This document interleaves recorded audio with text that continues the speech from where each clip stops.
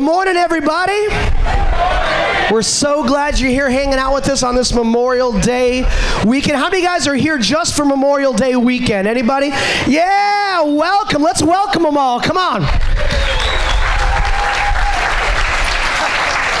We're so glad you're here. My name's Dan. I'm the pastor here at the Flora-Bama. Thanks for hanging out with us. If this is your very first time, we would love to connect with you. Super easy to do. Just stop by one of our info tables at both sides of the tent on your way out today. Meet our team. We'd love to get you connected in everything that's happening here at the church. And they've got a free gift for you. They'd love to meet you, answer any questions that you might have. So don't leave today if this is your first time, whether you're a local and this is your first time or you're from out of town and you're just here for the weekend. Please stop by. We want to get you connected in all that is happening. When you walked in today, you should have got one of these, one of our programs. If you didn't get one, just shoot your hand up real fast. We'll make sure that you get one. All the songs we're going to sing, the words are right in there. The teaching today, the notes are in there, and all the information on how to connect with us as a church, whether you are here or from afar, is all in there also. And if you're a little toasty this morning, we've got our fans, so just shoot your hand up. If you need a fan, we'll make sure you get those as well. There's waters coming around during the service. At our info tables, if you're interested in finding out more about the church, whether it be getting involved in serving here, you've been coming for a little bit, you'd like to get involved in some kind of a group Bible study that happens throughout the week, we would love to connect you with that.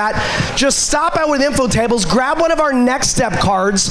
It's the easiest and quickest way to get contacted about getting more involved or just finding out more about what we do as a church, whether that be the services that we have, the events that we do, the ministries that we support here in the community. And then grab that next step card and real simply just drop it in one of our giving stations that are located around. We've got one here to my left, your right, one back over here as you leave, and then as you leave through the breezeway, that's also the place that you want to place any financial gifts, tithes, and offerings that you guys would want to give to help support what we do here. And let me tell you what we do. We exist to introduce people to Jesus and help them follow him. That's why we get together every week. That's why we do what we do. And so I can promise you that every dollar you give goes to help fulfill that mission and rescue people who are far from God. We have a saying here that it's okay to not be okay. So no matter what you're facing in life, we're for you. You belong, and you can be a part by giving towards that mission. So I just want to say thank you in advance for your guys' generosity. Now it's Memorial Day weekend, and that's a big deal to a lot of us. It runs deep for us as Americans because this is the weekend where we pause and we celebrate and honor those who have given their lives for our comfort and for our freedom. And we want to take a moment and honor those who have fallen. So if you're here today and you have a loved one who gave their life in service to this country, if you have been in the military or you are in the military, would you do us the honor of standing so that we can honor you? If you've had a loved one who's lost life, you were or are in the military, would you stand?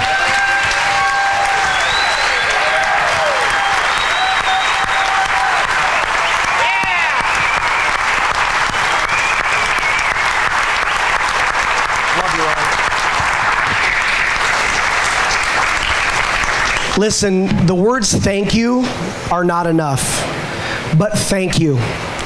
Thank you for those that are serving. Thank you to those that have served. And thank you to the families that are here whose loved one had given their lives for our freedom. We honor you today. Would you bow your heads with me? I would love to pray for those families, for those who have served and those who are serving. Father, we pause today and we reflect on the precious freedom that we have. God, may we never take it for granted. And today, Lord, I pray a blessing that you would honor those who have given the ultimate sacrifice. Their lives and their families are here with us today. I pray grace and peace to those families. It's an honor to sit under this tent with those who have served and that are serving. And I pray you would bless them. And God, I pray that over the next couple days, as this weekend passes, we would be reminded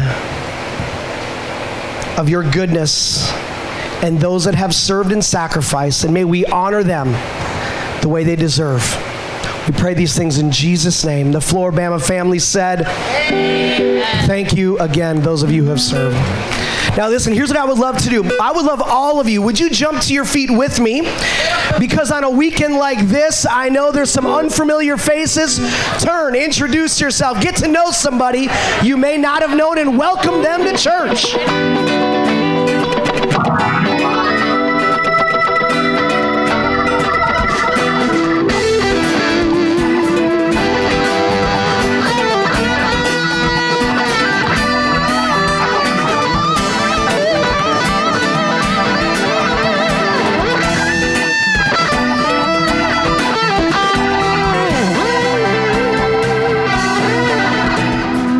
Welcome to the Church of Flora-Bama.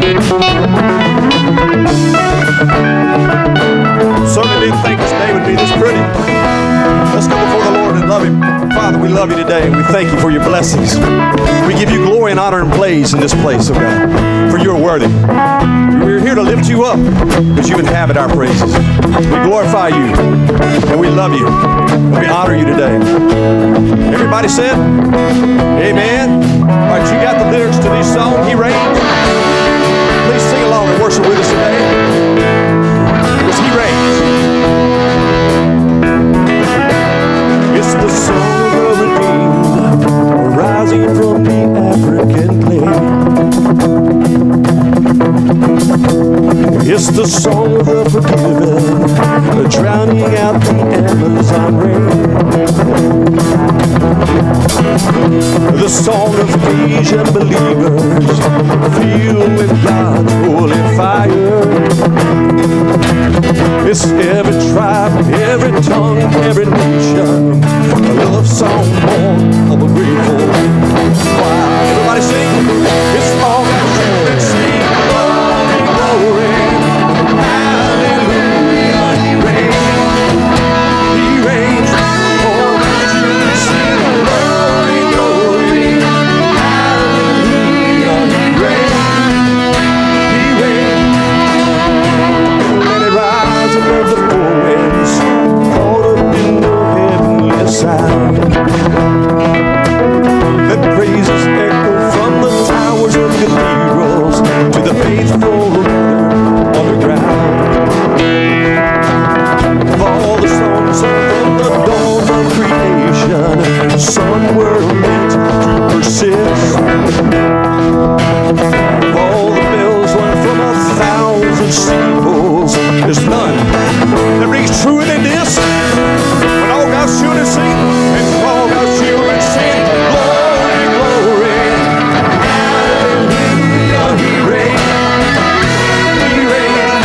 All God's children sing, glory, glory, hallelujah, He reigns. He reigns, hallelujah.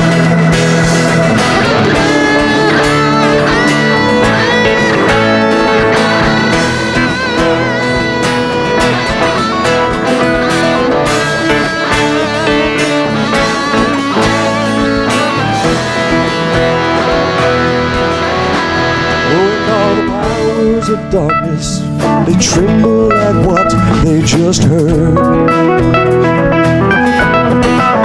'Cause all the powers of darkness, they can't drown out. See a word with all my strength, sing glory, glory, hallelujah, He reigns. He reigns. All my strength, sing glory, glory, hallelujah. He reigns. All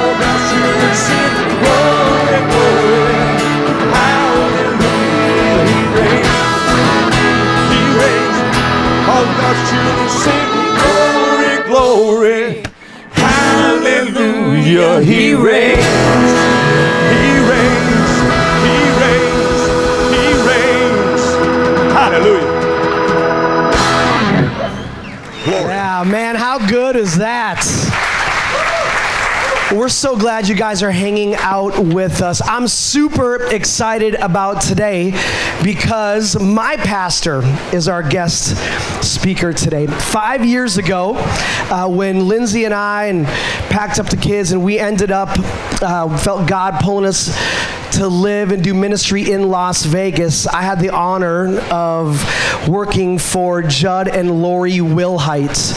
And I can tell you this, it has been an unbelievable 5 years serving under their leadership. And here's the great thing. As your pastor, for one of the big deals to me is that, listen, Jud is phenomenal and leads a massive church. He's an unbelievable leader and great author, in demand all over to speak. But beyond that, he's an unbelievable person. You know what I mean? Like, it's just not all hype and position. And I've watched Jud and Lori interact, and they're the real deal. And I've watched them around their kids, and they're amazing parents. And so you're going to love listening to them, but know that my pastor, Jud, he's the real deal. And it's not just a smoke screen, and it's not just a title, it's not just a position. And so I'm super honored to have him here. Would you guys help me welcome Jud as he comes on up to the stage? Hey, stay over here. Stay up here with me.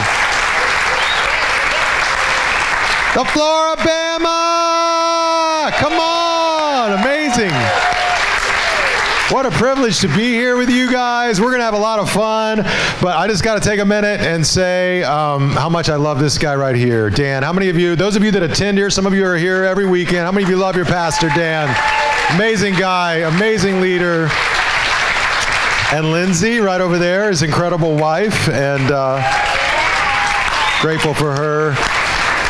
I'm so proud of you, Dan, and the amazing job that you're doing. Just walking around this weekend, talking to people before service. I hope you know how many people, everybody loves you. They're so grateful for you and for who you are. So grateful for Dan, and grateful for your heart, your leadership. You're an awesome guy. Thank you, Dan. All right, and I'm grateful to John as well, owner of the Flora-Bama, for just the awesome privilege of being able to gather in here and do church, where they were doing other stuff last night. It's awesome. So I bring you greetings from Las Vegas. Now, don't dismiss me immediately, because I'm a Southern boy, okay? I was born and raised in Texas, so I got my Texas credentials. I grew up close enough to a feedlot where if the wind blew the right way, you could smell it in the evening and afternoon, and we'd all look at each other and, what do you call that in the South? The smell of money. That's what you call that. We're good with that smell. That's the smell of money right there. All right, it's all good. So, but we ended up in Las Vegas, and that's a long story about how that happened, but it's normal. Mostly, except for when it's not. I remember at one point we're driving along and we pulled up to this stop sign, and my kids were younger in the back seat, and we're in Las Vegas, and we look up, we're in the minivan, and the stop sign, there's a billboard, and it's 5 women, and they're standing there with their backsides and bikini bottoms, and so they're bare-backed as if they're topless, and you just see their backsides, and it says the hits are back. Get it? And my son, Ethan, 5, 6, 7 years old in the back seat, he just says as innocently as he can to his sister, he says, Emma, which naked girl is your favorite? Mine's the one with brown hair. And there's that moment, come on guys, where as a parent, you're like all the air sucked out of the minivan, and I look over at my wife, and I'm thinking like, what have I done moving my family to Las Vegas, right? And now my kids are growing up saying, which is your favorite naked girl? And so my wife, Lori, turns around and says to my son, Ethan, she says, Ethan, we do not have favorite naked girls. Just clarifying that, so. But we love it. It's pretty much like everywhere else, and we're grateful to be there. I learned a long time ago that you are way better off to love the calling you have more than the calling that you don't have. Love the kids that you have more, right, than the kids you wish you had. Love the spouse that you have more than the spouse you wish you had or the spouse you married. Love... Oh, did he go there? Love You know, love the people God has called you to more than maybe the ones you wished he had called you to. You'll be a lot happier. We love Las Vegas. We've learned to love doing ministry there. I love what's going on right here at the Flora-Bama, and I've just loved getting to know some of you guys this weekend and seeing the awesome things that are happening here. I want to talk to you a little bit about how we as human beings are incredible tools in God's hands to bring his love and his kindness to other people. I want to talk to you about how we're all rescued to be rescuers. Wherever you're from, wherever you're going back to, we're all rescued to be rescuers. Now, when I was a young man, I grew up in Amarillo, as I mentioned. My dad was a World War II vet. He was a master sergeant in the Army. He was a pretty tough guy, and so he had a rule around our house, and the rule was, if you're going to be under my house and if you're going to eat my food, then you're going to go to church on Sunday. How many people know what I'm talking about, right? Like, this was the law, and that's how I was raised. Didn't mean I wanted to go to church. Some of you kids know exactly what I'm talking about, but that's where we were going. And so we got in the car every week. We went to church. Now, when we got to church, they would go to sort of the adult services, and they had these youth services at this church in Texas. And so I would go to the youth services and tell them I'll meet you after church back at the car, which meant I would sort of walk through the church building and then roam around the alleys around the church and smoke cigarettes and wait for church to be over, right? This was my teenage experience. Then I would meet my parents back up at the car after church, and we'd meet at the car and get in the car. My mom would always say the same thing. How was church? I'd say it was great. She'd say, well, what did you learn? And I would say, well, we learned about Jesus, because that's what you say, right? That's always the safe church answer. You know, I learned about Jesus. We're all good there. She always seemed like that was enough, and we moved on down the road. So later, when my son got home from church as a young boy, I remember saying one day, I said, Ethan, you know, how was church? He literally goes, great. I said, what'd you learn about? We learned about Jesus. I'm like, get over here and sit down. That is not going to work in this house. I know better. But so I would say I grew up in the church, but I sort of grew up around the church. In other words, my parents had faith, but it wasn't my faith. Some of you know what that's about, right? Like, for a lot of years, my family had faith, but it hadn't become my faith yet.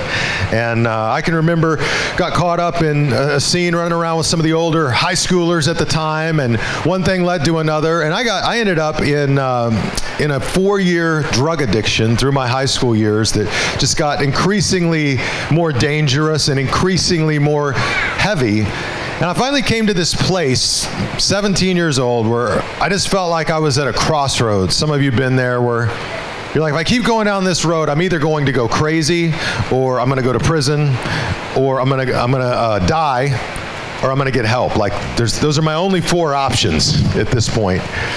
I can still remember the day I walked into the church at 17 on my own terms for the first time, and seeking and asking questions spiritually and really needing help for the first time in my life. And I met a great group of people. They prayed with me. They encouraged me. They were kind to me. They didn't judge me. They didn't look down at me. And God used those people. And I've said for years since then that God, through the people of the church, saved my life.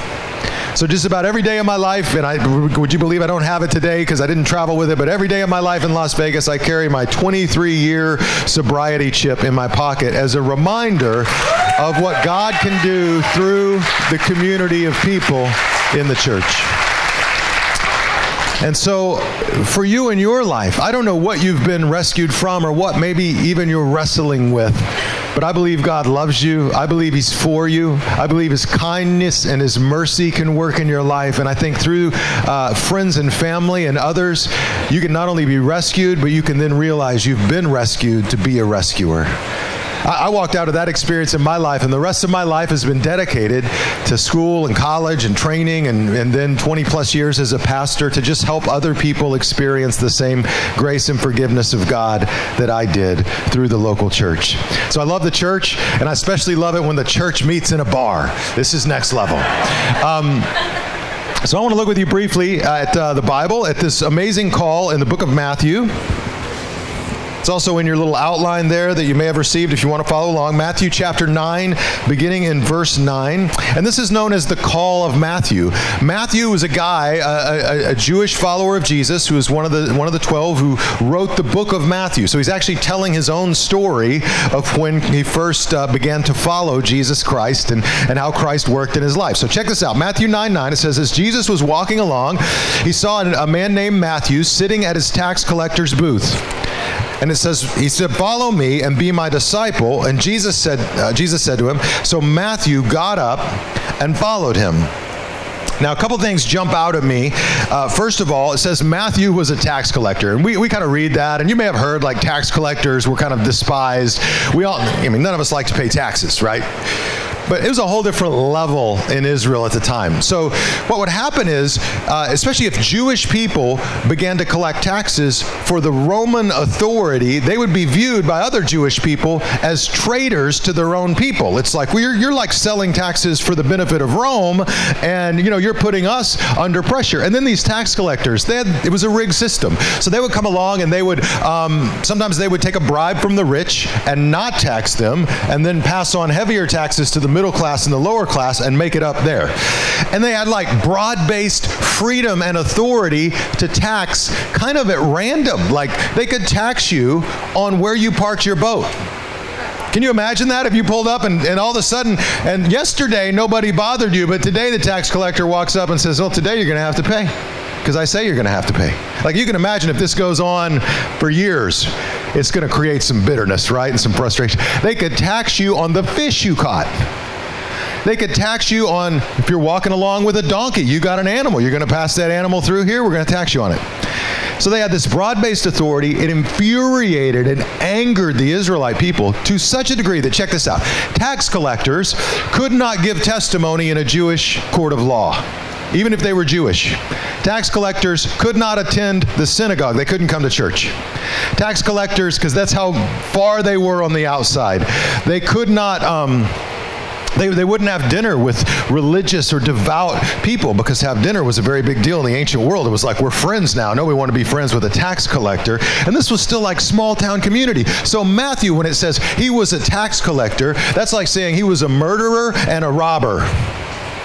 Literally, like if you read through the ancient Jewish commentaries around this season, they talk about tax collectors, and even in the Bible, in the same line as they do murderers and thieves and robbers, right? So here's this guy with what they would have perceived to be a past and a history and a rap sheet, who's on the outside, who couldn't go to church, couldn't interact with normal Israelite people, couldn't sit down and have dinner with a religious Israelite individual. And I want you to notice this. Jesus walks right up to him and talks to him. And when he talks to him, he says, hey man, follow me. And we like miss that because we're just like, oh yeah, let's call Matthew, he came and followed me and followed him.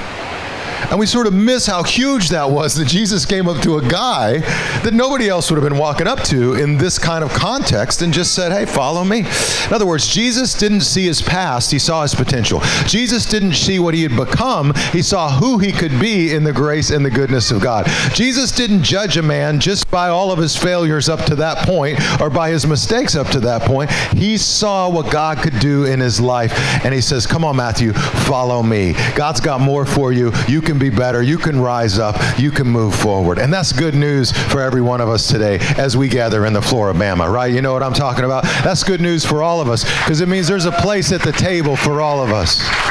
It means no matter our past, our rap sheet, our mistake, our history, our failures, our stuff in our lives, I think Jesus is still saying today, hey, come on, follow me. Come follow me. There's a better future for you. You can be rescued, and then you can not only be rescued, you can be rescued to be a rescuer. One of the ways we can do that is to simply reach out to anyone, to just reach out to anyone. And Jesus reminds us of how important it is that we have an open heart to anyone that we come in contact with.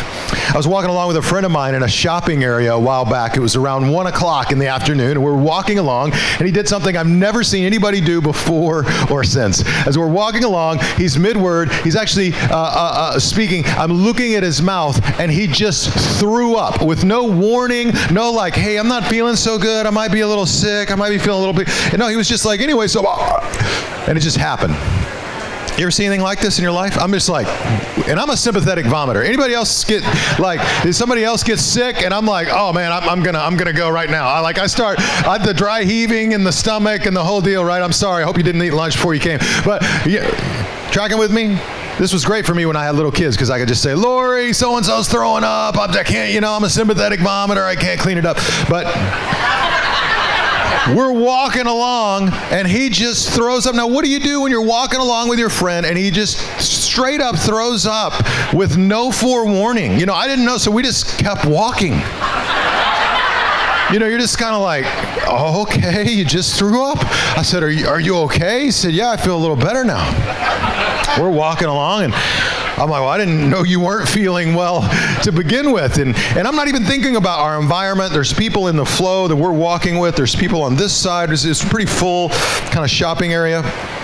And so I said, well, if we turn around, we can go back and there's a restroom back this way and you can kind of clean up and maybe just sort of cool off because this was traumatic, right? So I'm like, okay. So we turn around and now we're in the flow of people going back the other way. In other words, we're heading back towards the scene of the crime. Now, I hadn't even really thought about the scene of the crime, right? Because I'm just worrying about this ticking time bomb that's to my right here. So we turn around, we start going back in the flow of people, and immediately when we do, I see this poor woman. And it all happened like in slow motion, but I couldn't do anything to stop it. She stepped right into the mess as she was coming along.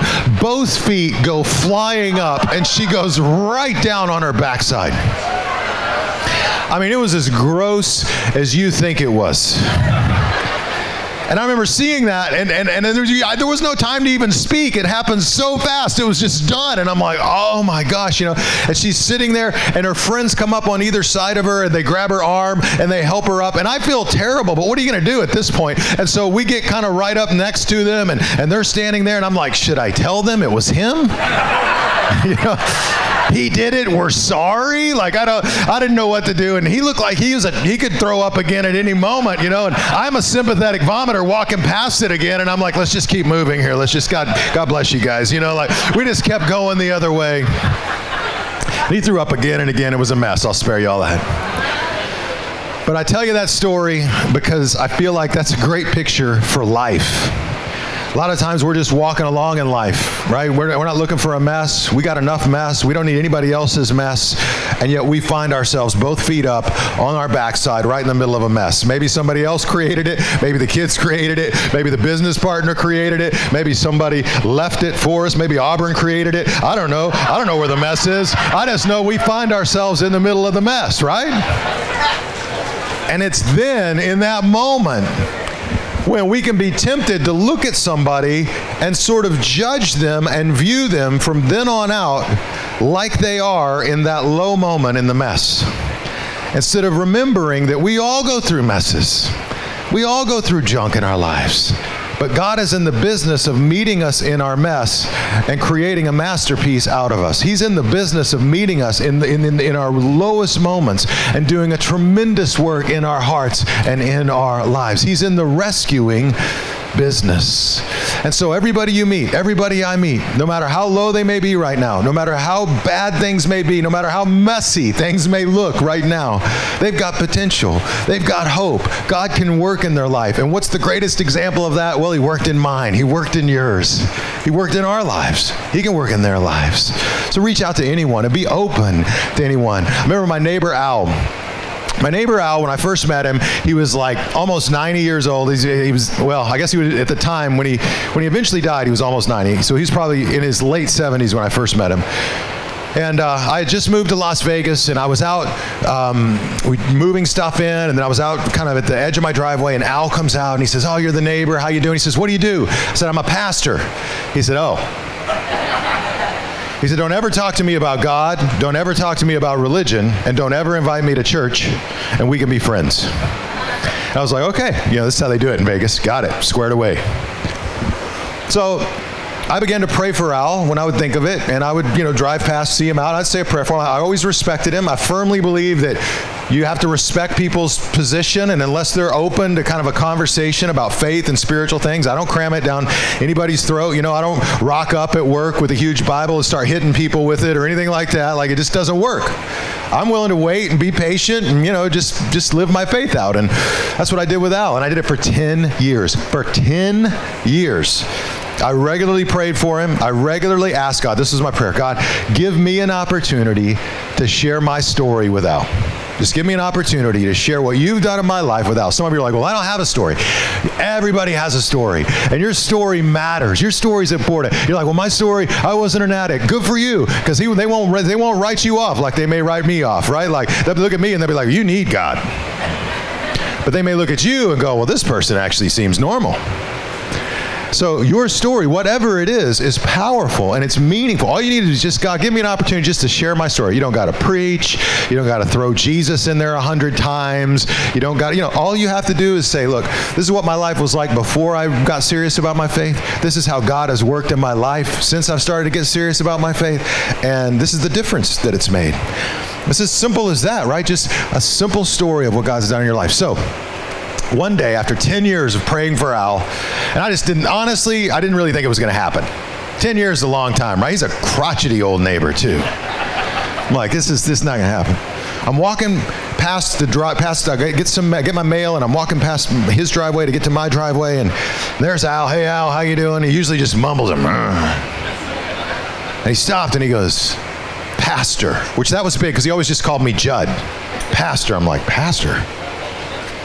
He says, hey, I've been thinking, when we die, you think that's just it. You think when you die, it's just, there's nothing, it's like blackness, just nothing? Or do you think there's something else past this life? He goes, I've just been thinking there's got to be something else other than just this life. Like, this wouldn't just be it in the end, and it's over, and it's dark, and it's blackness. He goes, what do you think?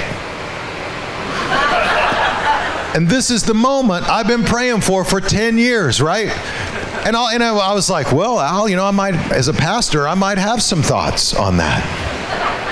We were able to talk about kind of the biblical perspective on heaven and the hope of heaven and what that looks like and all of this. And then I remember in that moment, I said, Al, can I bring you some books to read? Because he was really interested. He goes, yeah. So I brought him some books to read. And then he began, this is how kind of God works in our lives. He began to hang out with this retired Methodist minister at the gym that also was sharing his faith with him. And I got to witness Al, after over 10 years of praying for him, become a follower of Jesus. But here's what I don't want you to miss.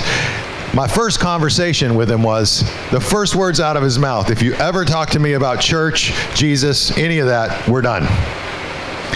So that's where we started. But you don't dismiss somebody just because of where they start, right? You don't dismiss somebody just because of the mess they're in. You don't dismiss somebody just because they got issues going on in their life.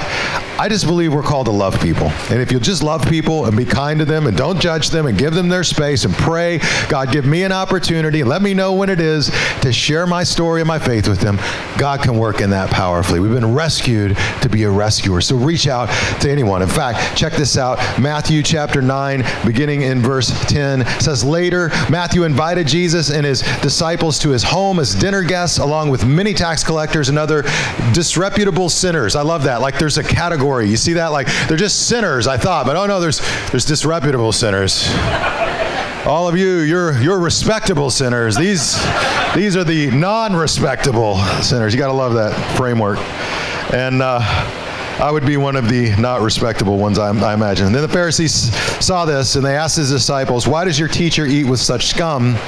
When Jesus heard this, he said, healthy people don't need a doctor, sick people do. Okay, there's a lot here, so good. But the religious leaders, these were the religious leaders. Now, they didn't go to the party, because they wouldn't go to a party a tax collector threw. Heck no. They wouldn't even eat dinner with them. Like, you did not. Who you ate with in the ancient world was a big, big deal. So if you invited somebody to your table, that was saying we're friends. We have companionship and loyalty and trust. Even today, if an Orthodox Jew invited you to sit down at his table, it's a statement of loyalty and trust and friendship that runs really deep. So that's going on in the context of the ancient world. So the religious leaders are really bothered. Jesus goes and eats with all these non-respectable sinners. He hangs out with people at the Flora-Bama. He's hanging out with people that the culture may look at and be like, well, I'm not sure you should be doing that on Saturday night or whatever. And he's having them over for dinner. And in fact, Luke chapter 15 is interesting. The religious leaders accuse Jesus. They say he welcomes sinners and he eats with them. And that word welcome, I did a word study on the word welcome. It's fascinating. In the original language, it actually could be translated, he takes delight in them. So he not only hung out with people on the fringes, he took delight in hanging out with them. They were his friends. And I don't think it means he approved of everything everybody did, but I think he saw past the stuff that they did and saw what God can do in their life. And I think he does the same with us. One of the most dangerous believers, if you're a believer today, is the believer who's forgotten all God has done in their life and become judgmental towards everybody around them, right? When you forget all God's done in your life, you can get so arrogant and so judgmental towards other people that God wants to use you to help rescue. So reach out to anyone. Second thought is simply this, to remember your rescue. Remember your rescue. When we forget all that God has done in our lives, we can lose perspective. And we can lose perspective on what he wants to do through us. I got a buddy named Tino. When I first met him, he came out of, well, actually on Saturday night, he works all night as a bouncer in a strip club in Las Vegas when I first met him. And then he would rock up to church for the first service on Sunday morning. You know, he still hadn't slept and he didn't know what he was doing. And I remember I first met him in the lobby of our church. His shirt's unbuttoned down here. If you think of your worst Vegas sort of stereotype, that's my buddy Tino. Gold chains, hair on the chest, you know, buff Italian guy with you know, the shirt unbuttoned down to his navel. None of it really working. You know, some people can actually make that work. Not Tino, man. That's not working for him, bro. He comes sort of rocking in and smells like the strip club because that's where he's been all night. And there he is. And I remember that's how I met him. And we invited him into our home with some friends as we got to know him, and we helped him. He became a follower of Jesus. His life really did a 180. You know, and 3 or 4 years later, his whole life was different. I mean, he's happier. He actually started buttoning his shirt up. He had a different job. You know, he's married. I mean, his life is moving in he would say, a completely different positive direction. His marriage is better. He's doing great. He's better as a dad. He's more connected to his older daughter than he had been. And he had gotten baptized, and then she had gotten baptized, and he married his girlfriend he was living with. I mean, I go down a whole list of 100 things, right? God was working in his life.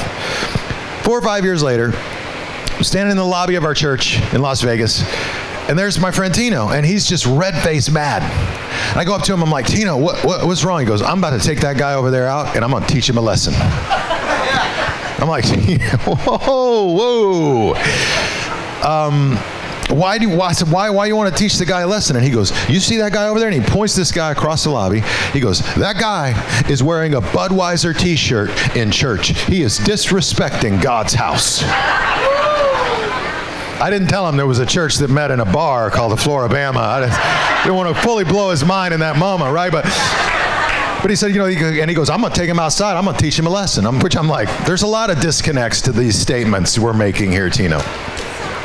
Beating a guy down in Jesus' name might be one of them, right? You know, like, but I remember I said, Tino, I said, whoa. I said, let's just go back 3 or 4 years. I said, you rocked up to church like you smelled and looked like you rolled right out of a strip club because you did. I said, you didn't even button your shirt up back then. He's kind of laughing. Like, yeah. I'm like, and I didn't judge you. Nobody judged you.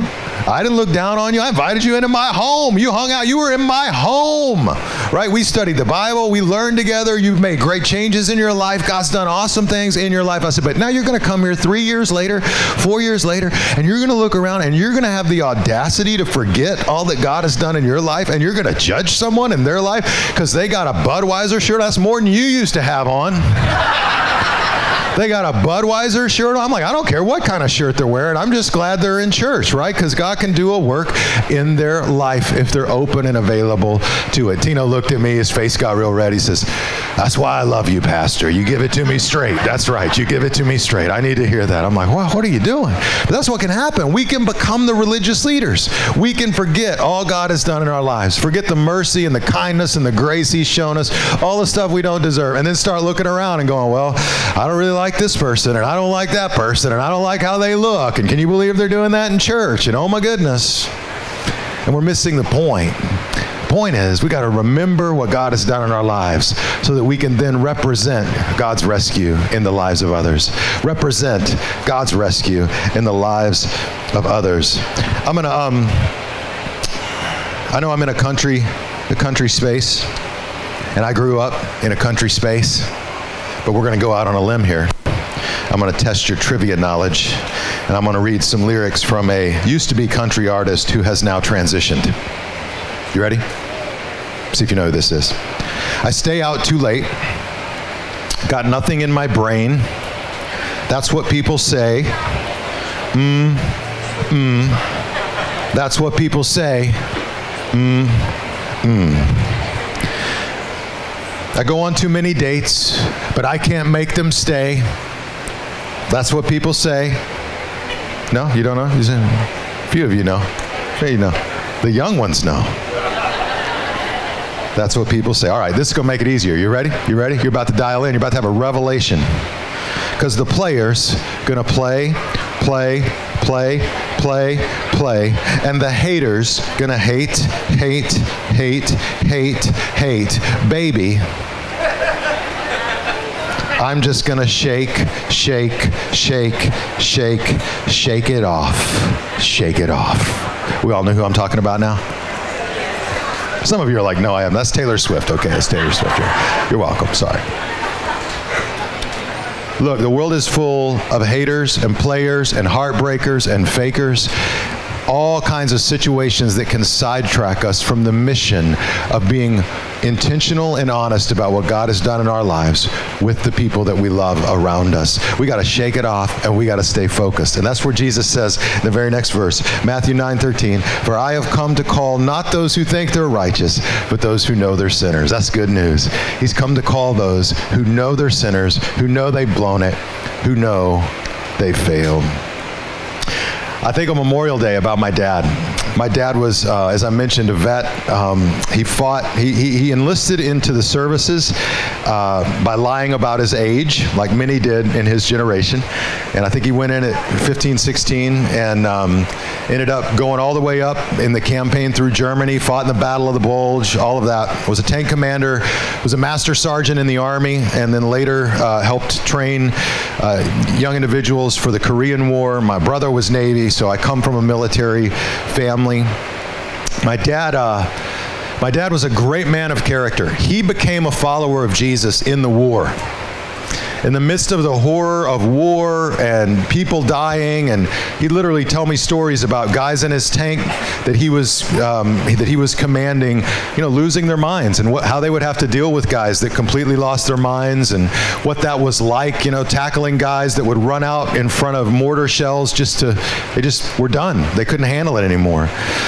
And in the midst of all of that horror, he surrendered his life to Jesus and became a follower of Jesus. So I grew up, my dad was a great man of character. He owned a refrigeration business. Wouldn't that be nice to have a refrigeration company blowing some cool air in here? Don't worry, we're almost done.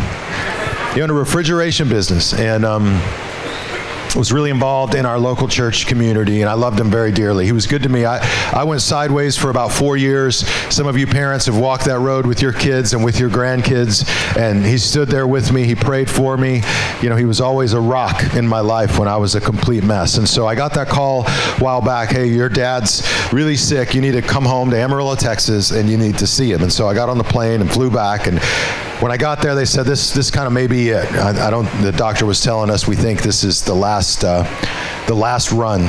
Many of you have done that with family members, grandparents, loved ones. So I go in to see him, and he's laying on his back, and he's sort of unconscious in the moment. My family's around, and I remember I'm holding his hand, and I'm just sitting there, and he comes to for a moment. He looks up, he looks at me, it's like he nodded and smiled a really ornery. I get my orneriness also from my dad. Like, he smiled at me, this really ornery smile, and this is what he said. He goes, "It's about time to wrap this up." And then he closed his eyes and he was out again. That's my dad. Which I understood. He's in a lot of pain. My mom had already died a few years ago. He was lonely. He told me once, you can kind of outlive your will to live. And so he was at that place where he was ready to go home and meet God. He didn't have any fear about death. And he had trusted Christ as his Savior. And he had a strong faith in his life. And he said, about time to wrap this up. A little while later, he looked up and he saw me sitting there and he goes, it's about time to let her rip. And then he was out again. Then he got shocked by his defibrillator, which was zapping him, and he thought it was restarting his heart. It wasn't, but he kind of thought it was like his heart was stopping and it was keeping him alive. He got zapped and it hurt, right? So he gets zapped and it scared him. He all of a sudden opens his eyes and he sits up and he goes, this thing, and it zapped him again. He goes, you get that heart doctor in here right now and tell him to turn this thing off. He said, I paid him a lot of money and I should be dead by now. And he laid back. That's how a master sergeant in the Army gets ready to die, right? Like, let's go. So the doc comes in. You've had this moment, some of you. Says you need to go in and say your final words, which I was glad to get that moment. And I went in with my sister was there, and I got down beside his bed, and we communicated. We weren't afraid of feelings in our family, but we're men. My dad was a master sergeant in the Army. I mean, you didn't go on and on about things. I knew he loved us, so you know exactly what I'm talking about, right? We didn't go on and on about it. So I thought, well, if I better say some things that are in my heart to say to my dad, or I'm never going to get the chance to say them.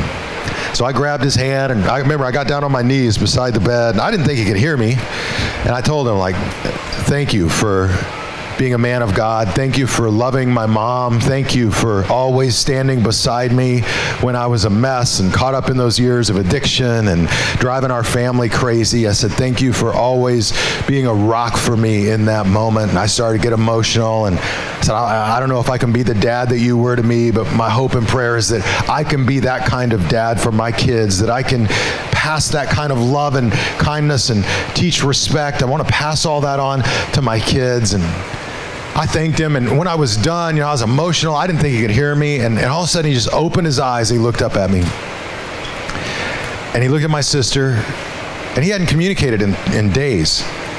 And he said, you're good kids, and I love you. He said, I'm going for a walk in the sunshine. I'll see you on the other side. And those were the last words my dad spoke. And I remember just standing up, and I'd been bawling. I hugged my sister, and we walked out into the hallway. And life came into focus in a whole different way. Just came into focus in a whole different way, and it hasn't left me since. You realize, in the end, life, it's not about how good your golf game is, or how big the fish you caught is. Was it this big, this big, right? It's not about like who won the football game, and in the end, it's about your faith and the people that you love that are around your hospital bed when it's all said and done, and the people that you impact for God. I mean, that's pretty much it. And I get caught up in so much of this other stuff that takes my time and my attention, and I stress about it and I worry about it. And in the end, that stuff doesn't even matter.